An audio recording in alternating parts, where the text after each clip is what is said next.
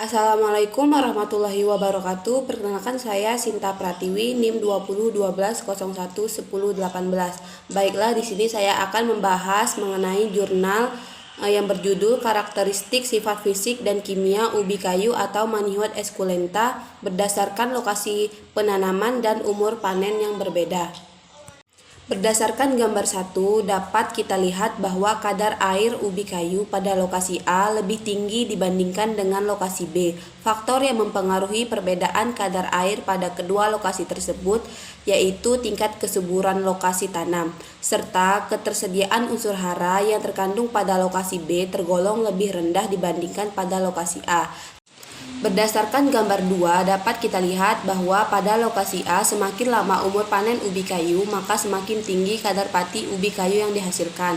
Sampai dengan umur 10 bulan, masih menunjukkan kenaikan kadar pati. Peningkatan kadar pati tersebut disebabkan semakin lama panen ubi kayu, maka semakin banyak granula pati yang terbentuk di dalam umbi. Pada lokasi B, ubi kayu yang berumur panen 8 bulan memiliki kadar pati tertinggi yaitu 18,91%, kemudian menurun seiring dengan bertambahnya umur panen.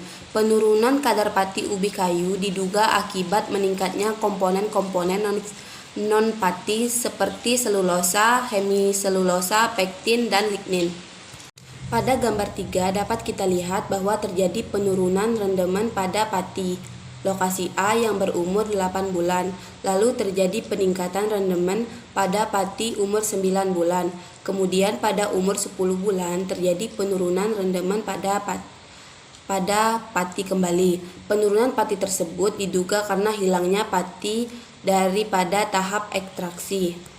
Pada gambar 4, kadar air pati mengalami perubahan dengan bertambahnya umur panen. Semakin tinggi umur panen ubi kayu, maka semakin rendah kadar air yang diperoleh. Berdasarkan gambar 4, kadar air pati pada lokasi A lebih rendah dibandingkan lokasi B, sedangkan kadar air ubi kayu segar pada lokasi A lebih tinggi dibandingkan dengan lokasi B.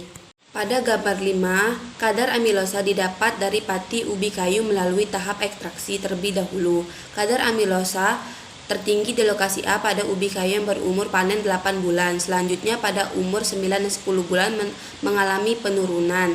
Begitu juga pada lokasi B, didapatkan hasil bahwa kadar amilosa tertinggi pada ubi kayu yang berumur panen 8 bulan kemudian menurun seiring dengan bertambahnya umur panen. Pada gambar 6, tingkat konversi pati menjadi glukosa secara enzimatis yang tinggi didapat pada lokasi A. Pada lokasi A menunjukkan bahwa semakin lama umur panen ubi kayu, maka semakin tinggi tingkat konversi pati menjadi glukosa.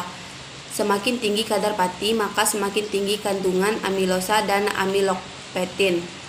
Gambar 6 juga menunjukkan bahwa pada lokasi B terjadi penurunan tingkat konversi pati menjadi glukosa. Pada ubi kayu yang berumur 9 dan 10 bulan diduga kadar amilosa dan amilopektin pada ubi kayu lokasi B umur 9 dan 10 bulan dominan yang bersifat kristalin sehingga menyebabkan pengurangan penetrasi pelarut ke dalam molekul pati. Sekian presentasi dari saya. Wassalamualaikum warahmatullahi wabarakatuh.